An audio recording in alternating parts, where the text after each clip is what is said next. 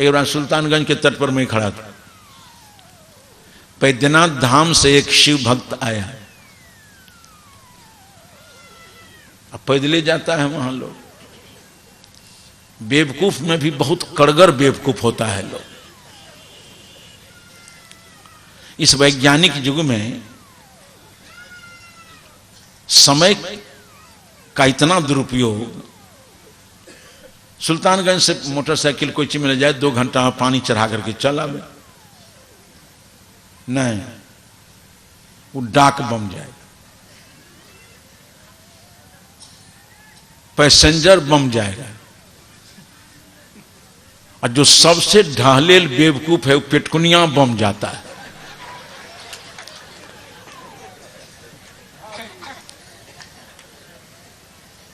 हम कहते हैं कि मोटरसाइकिल पर बैठ करके पेटकुनिया पार करके जाएगा बेचारा, वो 85 किलोमीटर, कितने दिन लगेंगे तो पानी सड़ जाएगा। ताजा पानी ले मोटरसाइकिल 4 चक्का से जाए, ताजा पानी शंकर जी को मिलेगा, उसका भी स्वास्थ्य ठीक हो जाएगा। इसके समय की बचत हो जाएगी। पेटकुनिये पारने से जाने से पानी स्वादिष्ट हो जाएगा। इस बेवकूफी की कोई सीमा है? सुल्तानगंज में कभी देखता हूं तो उसकी बेवकूफी पर हमें तरस आती है। लकड़ी लिए हुए सुत जाता है, ऐसे किया, फिर वहां गया, फिर खड़ा हुआ, फिर सोया। हम कह रहे बेवकूफ, वहां जाने से तुमको क्या मिलेगा नहीं कह सकते हैं, इन वहां पहुंचते पहुंचते गहुमन सांप की तरह तुम्हारे देह का केचुआ उतर जाएगा।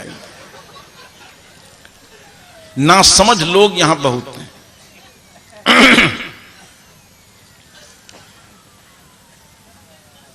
तो बेचारा बैद्यनाथ धाम से लौटा, सुल्तानगंज तट पर मैं खड़ा था, कुछ लोग हमारे आए हुए हैं दुधैला के। दुधैला जाना था नाविक यात्रा करके हम, वहां फिर बेचारा बहंगा में पानी उठाया, अब बहंगा कंधा पर लिया और तब चला सिंहेश्वर थान मधेपुरा के पास। और जब बहंगा कंधा पर लिया, पैर में तो सूजन है, कदम लड़खड़ा रहे हैं, चलने की हिम्मत नहीं हो रही है। वो लड़खड़ाते पैर और स्वर में कहता है कि बाबा सिंहेश्वर नाथ पार लगा देना।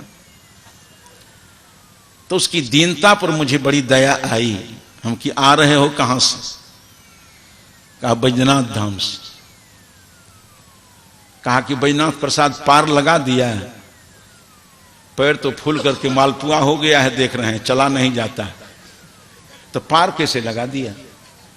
अपना पैर आगे पीछे नहीं करो तो 7 जन्म तक सिंहेश्वर प्रसाद पार नहीं लगाएगा, जहीं के तहीं रह जाओ।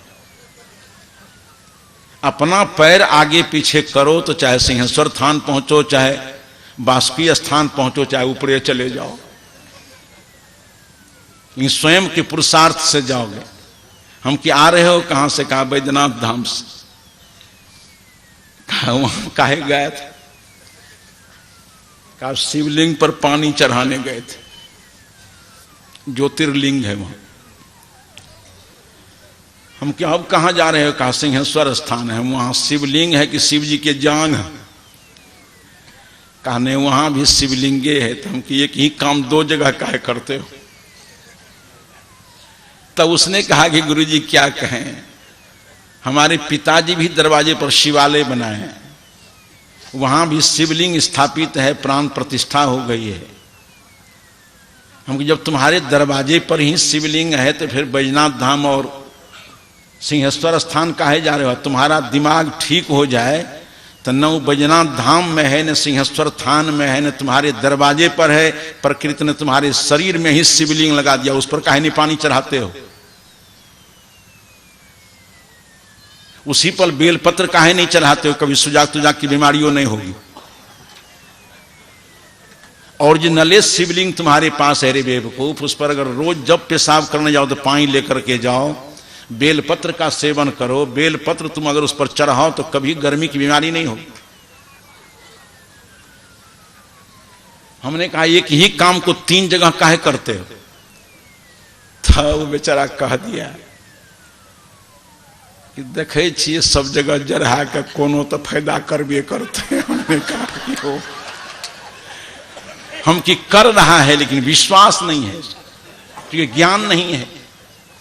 ज्ञान होता तो उसके पास विश्वास होता, वो डगमगाता नहीं।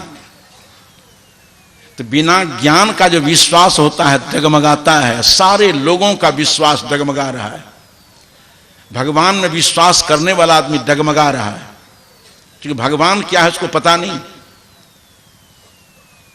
स्वसत्ता से अलग परमात्मा मानने वाला आदमी एकदम डगमगाता है, उसका विश्वास डगमगाते रहता है। जिसको सही बोध हो गया है उसका विश्वास अटल होता है। शाब्दिक लोग इस बात को जानते हैं।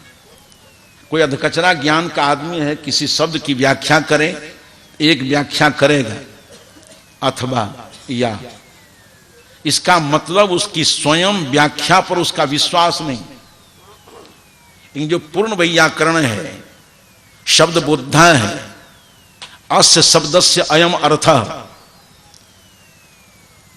इस शब्द का यही अर्थ होगा कह करके वो पैर अड़ा देता है। कोई बात करने वाला है तो आ जाओ मेरे से बात करो। अपना ज्ञान पर अटूट विश्वास उसको है।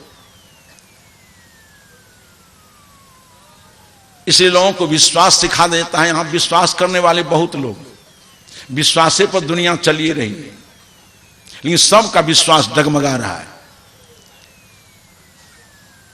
लेकिन लोगों को पढ़ाया जाता है विश्वास। एक आदमी फकड़ा कह रहा था कि मानो तो देव न तो पत्थर। हम कि ये कौन फार्मूला है भाई? मानो तो देव न तो पत्थर। हम कि देव देव होगा, पत्थर पत्थर होगा, तुम्हारे मानने से क्या अंतर पड़ता है? ये पत्थर को हम कहें सोना हो जाएगा, विश्वास से कर लें तो क्या हो जाएगा उससे? जो वस्तु जिस रूप में है उसको निरखने परखने का प्रयास करो, और जैसा है वैसा उसको कहो। हम कहा एक आदमी खा रहा है, किसी ने पूछा क्या खा रहे हो? कहा मानो तो हलवा न तो गोबर। ये कौन ज्ञान है भाई? हलवा हलवा है, खाद्य है, गोबर गोबर है, अखाद्य है। कितना ही गोबर पर विश्वास करो तो क्या उसमें हलवा का स्वाद आ जाएगा? ये सही बोध चाहिए आदमी को। तो बोधवान आदमी का विश्वास अडिग होता है। आज बोध की दुर्बलता हमारे पास है कि डगमगाते हुए विश्वास में हम चल रहे हैं।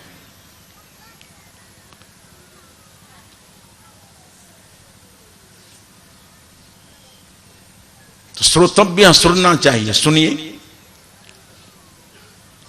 और सुनने के बाद मनन करना चाहिए। अगर मनन कर लीजिएगा आप, इसी समय से आप अवैज्ञानिक धारणाओं के धरातल से ऊपर उठने लगिए। थोड़ा चिंतन यहां के लोगों ने किया है। अब बहुत सारी अवैज्ञानिक धारणाएं गिरने लगी। जितनी विडंबनाएं आज से कुछ दिन पूर्व थी, वो विडंबनाएं समाज के बीच नहीं है। आज भूत खेल कम हो रहा है। पहले जितना भूत खेल होता था उतना नहीं होता है। छुतरा मनन किया है आज। भूत पहले लगता था ना लोगों को, तो मर्द को नहीं लगता था। भूत को ही मर्द से डर होता है। ये महिलाओं पर भूत खेल विशेष होता है। अब महिला में भी आज तक लक्ष्मीबाई को भूत लगा, कभी मजाल है? इंदिरा गांधी को भूत लग जाता है। भूत किसको लगता था?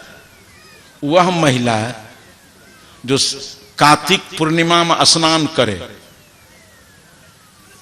बाल के जूड़ा चूड़ा बांधे, एक के बार जाकर के चैत में जूड़ा खोले, स्नान गोरा, भूत नहीं लगता और की हेतु?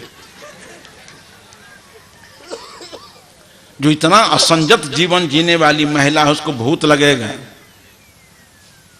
उसके शरीर पर बाल पर जूं और लीख टहलते रहेगा। इन नारियों के बीच आज शिक्षा का प्रचार प्रसार हुआ है, बहुत कम हो रहा है। और शिक्षा का प्रसार हो जाएगा तो भूत नाम की चीज नहीं रहेगी, क्योंकि भूत अज्ञान जन्य है। यह भ्रम भूत सकल जग खाया, ये भूत भ्रम है। हम लोगों को कभी भेंटें नहीं होती। श्मशान घाट में रहते हैं, नहीं भेंट होती है, ये नहीं भेंट क्या हो। अगर भूत होता दोपहर में दिन में होता है ना जी, अंधेरिये रात में होता है, इसलिए नहीं है, इसलिए अंधकार में उसकी प्रतीति होती है, अज्ञान में प्रतीति होती है, ज्ञान में उसकी प्रतीति नहीं हो। जैसे जैसे ज्ञान बढ़ता जा रहा है ये भ्रम छंटता जा रहा है। हमको बचपन में याद है, आप लोगों को भी स्मरण होगा, यहां हैजा होता था। हैजा ऐसी विभीषिका कि जिस गांव में फैल जाए तो श्राद्ध नहीं होता। कि सुबह में एक आदमी मर गया, उसको आया नदी में फेंक करके, तो दूसरा यहां लाश तैयार है। कौन करता है भोज भंडारा श्राद्ध? टोल के टोल मालूम पड़ेगी साफ हो गए, और लोग उसकी पूजा करते थे। वो हैजा के कोलरा के लोग पूजा करें। साइकोलॉजिकली आदमी इतना भयभीत हो गया था, लोगों का मानना था कि भगवती माई का रथ चलता है। बड़े बेवकूफ लोग पहले होते थे, भगवती माई का रथ चलता है। एक बार मैं बचपन में था, एक आदमी कह दिया कि 12 बजे रात में भगवती माई के रथ सन सन कहने गेले। परंपरा का मारा हुआ दिमाग एकाध दर्जन आदमी को ऊपर नीचे दोनों शुरू हो गए। भगवती माई का रथ चलता था। आज विज्ञान बढ़ गया है, एक चेचक है, उसका भी 3 रूप, वो माइये राम है, बड़की माय, संझली माय, छोटकी माय। और जब माय राम आती थी तो आदमी के देह के हड्डी पसली। पहले के लोग चेचक मारा हुआ, इतना इतना गड्ढा लोगों के चेहरा पर है, भी वैसा चेचक आज नहीं होता। विज्ञान बढ़ाया अपना दिल दिमाग को।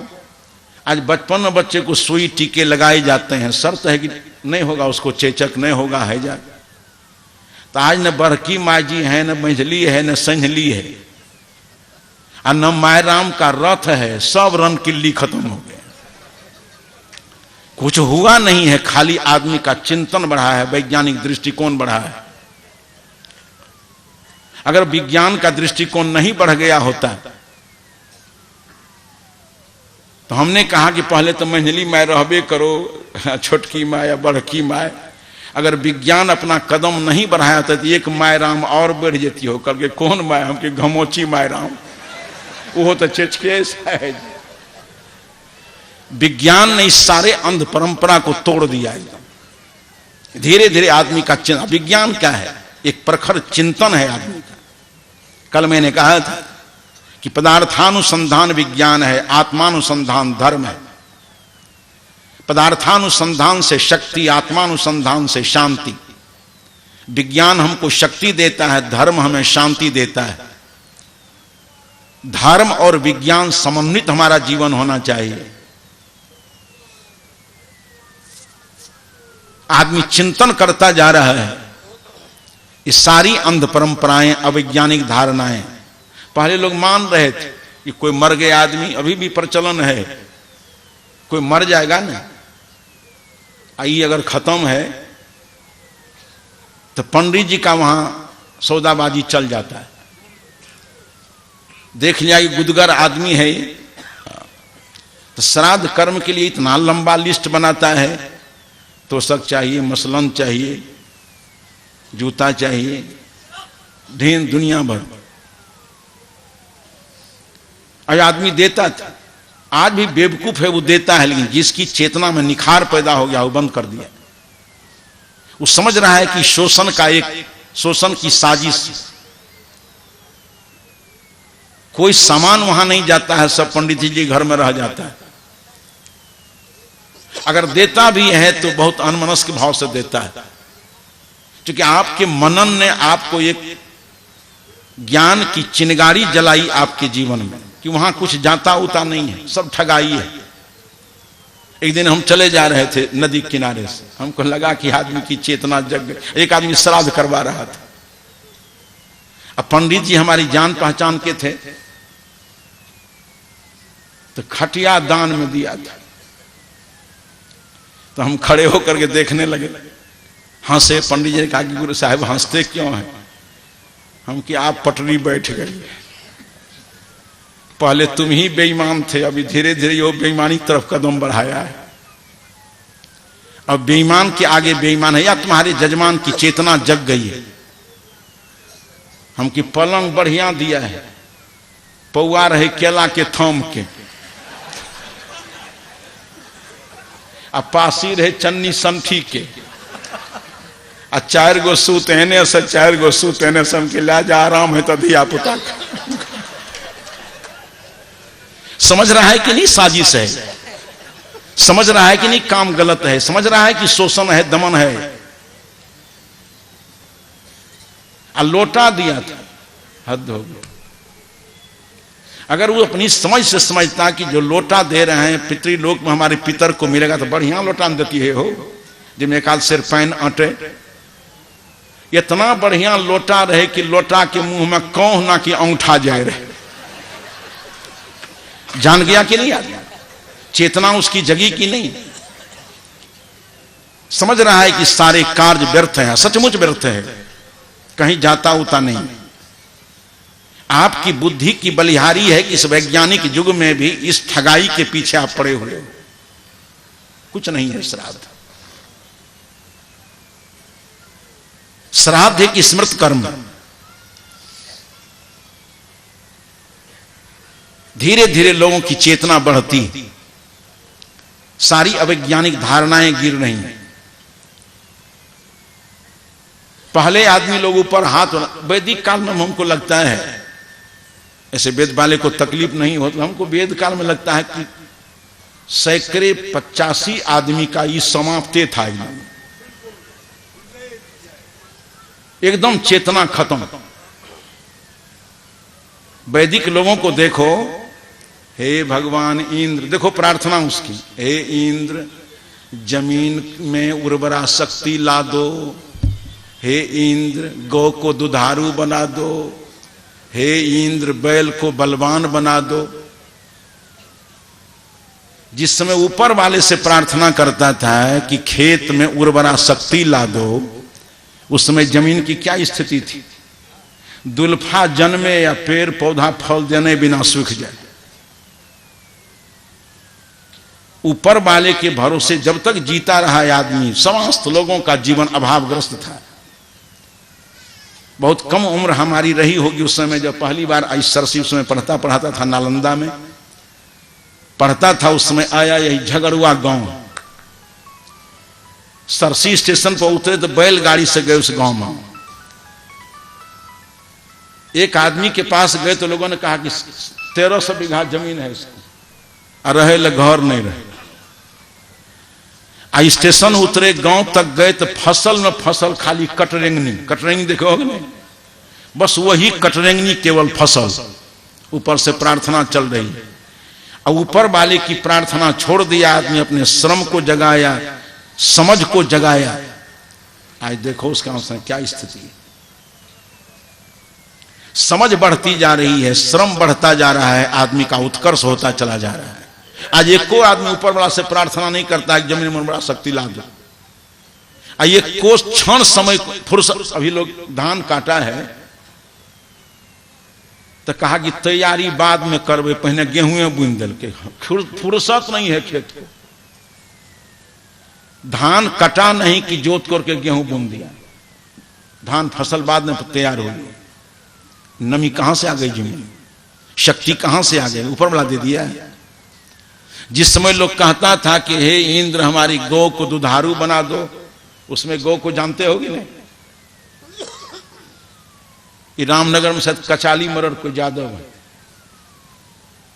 हम जो सोनापुर कभी कभी जाएं तो गौ की जमात हो किसकी है तो कचाली मरड़ की 500 गौ। हम कहा इसमें दुधारू कितनी है तो कहा 50। हम के दूध कितना होता है तो 3.25 से। हम का दूध के दर करके कोनो गाय 3 छटाक, कोनो 4.5 छटाक, आ कोनो के दूध है ले गलो तो मार के लाइत से मुंह फुला दे। करते रहो ऊपर वाले की प्रार्थना। आज अनारचंद यादव को पूछो यही पूर्णिया में, एक को दिन इंद्र से नहीं कहता है कि हमारी गौ को दुधारू बना दो। एक गौ लाया है तो 32 लीटर दूध देता है, दूध की नदी बहती है उसके यहाँ। आदमी की समझ बढ़ी है, आदमी का श्रम बढ़ा है, ये विज्ञान का निखार हुआ है। इस विज्ञान का निखार चाहिए हमारे जीवन में कि अवैज्ञानिक धारणाएं हमारे जीवन से कोई ऊपर समझने। कबीर साहब ने तो आज से 600 वर्ष पहले कह दिया था, काहे ऊपर टकटकी लगाने वाले लोग, काकी आस लगाई झूठी वहां की आस। किसके भरोसे तुम ऊपर देख रहे हो हाथ पर हाथ दे करके? कोई तुम्हारी समस्या को समझने और सुधारने वाला नहीं। तुम अपनी चेतना को जगाओ, अपने जीवन की समस्याओं को समझो और उसी चेतना के आलोक में श्रम करके अपनी समस्याओं का समाधान निकालो। ये आत्मनिर्भरता सदगुरु कबीर के जीवन में ऊपर नीचे बाएं दाएं का प्रावलंबन कबीर साहब के लिए कोढ़ मालूम पड़ता है। प्रावलंबन को कबीर साहब कोढ़ कहते हैं, स्वावलंबन को वरदान कहते हैं। हर आदमी स्वावलंबी बने, प्रमुखापेक्षी नहीं रहे। तो धीरे धीरे विज्ञान बढ़ रहा है। मैं एक दिन चला जा रहा था, सड़क के किनारे ही एक कॉन्वेंट, अध्यापक गुरुजन हमारे परिचय के थे। क्या साहब यहीं हम अध्यापन करते हैं। गाड़ी हमारी खड़ी हो गई, सभी लड़के आए अभिवादन करने। मैंने एक शब्द मैंने केवल पूछा, हमें कहो छात्रों, विद्या पढ़ने से आती है सरस्वती की कृपा से? तो एक परंपरा का मारा हुआ लड़का कहता है कि सरस्वती की कृपा से। दूसरा लड़का गप नहीं हुजूर, सरस्वती की कृपा कृपा से नहीं, पढ़ने से विद्या आती है, कि यही जिंदा है वो सब मुर्दाबादे। सरस्वती की कृपा से विद्या आएगी जी। सरस्वती कोई देवता है? सरस्वती कोई देवता नहीं है। सरस्वती ज्ञान शक्ति है। सरस ज्ञानम अस्ति स्त्रीत्वे सरस्वती। वो ज्ञान शक्ति है जिस स्त्री में, जिस और लड़की में वो सरस्वती है, और वो ज्ञान शक्ति है जिस पुमान में वो सरस्वान है। सरस्वती कोई देवता नहीं, ज्ञान शक्ति है। और ज्ञान शक्ति का निखार होगा श्रम स्वाध्याय से। ये सही बोध आपके पास होना चाहिए। तो आपकी नियति में जो गिरगिराना आ गया है, इस सही बोध के अभाव में हम केवल गिरगिराना जान गए। जहीं देखो वहीं आदमी गिरगिरा रहा है। गिरगिराना आदमी की नियति हो गई है जो अज्ञान जन्य है। गंगा के पास गिरगिरा रहा है, तो बांस के खूंटा के पास गिरगिरा रहा है, तो मिट्टी के ढेला के पास। अभी भी जड़ता जिसके दिमाग में है, रामनवमी वाला बांस होता है ना, रामनवमी में वो कुआं के पास ही दरवाजे पर लोग खड़ा किए हुए थे। लगा तो पढ़ा लिखा आदमी है, दे दशा से स्नान किया। हम दूर में बैठे हुए हैं, कुआं पर स्नान किया। आधी धोती कमर में, आधी धोती गर्दन पर लटक रही है, और जनेऊ कोई अंगूठा में फंसा करके उस सुखल का बांस के सामने घूम रहा है। एक बार घुमा सिर झुकाया, 2 बार घुमाया सिर झुकाया, 5 बार परिक्रमा करने के बाद हृदय के भाव को उगल दिया कि हे बाबा हनुमान जी, मैट्रिक की परीक्षा में बेटा के गणित की कॉपी कमजोर चल गई है, तो हम की बांस मुंह रगड़ता कॉपी पर जाकर। गणित की कॉपी कमजोर तो बांस क्या करेगा उसको? एकदम खत्म है क्या तुम्हारा? बांस के सामने गिरगिरा रहा है, मिट्टी के ढेला के सामने गिरगिरा रहा है। इतनी चेतना लोगों की मर गई। एक आदमी को देखा गंगा जी किनारे खड़ा है, एक आफत है यहाँ।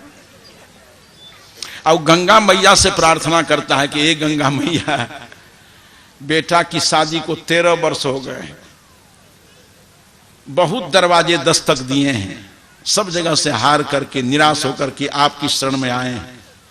आप थोड़ी कृपा करो, नहीं तो लगता है पोता को देखे बिना हम कफन के चादर ओढ़ लेंगे। अगर एक पोता हमको मिल जाए, तुमको हम नीली पीली चढ़ाएंगे। हमने कहा क्या कह रहे? कहा हुजूर बहुत जगह परेशान होकर के आए हैं, हार गए। अंतिम निवेदन गंगा जी से करने आए हैं कि एक पोता मिल जाए। हम कि खत्म है तुम्हारा स्क्रू। गंगा के मैया से तुम पोता मांगते हो तो डीलर साहब चाहिए। गंगा मैया तुमको पोता कहां से दे देगी? इस सब जगह आदमी गिरगिरा रहा है। जिसकी चेतना जग गई है कभी भी गंगा मैया से पोता नहीं मांगेगा। पुत्र पुत्र वधू को संतति नहीं हो तो डॉक्टरी परीक्षण कराएगा वो। किसमें जीवाणु की कमी है, किसमें क्या गड़बड़ी है, शोधन होगा, उस बच्चा हो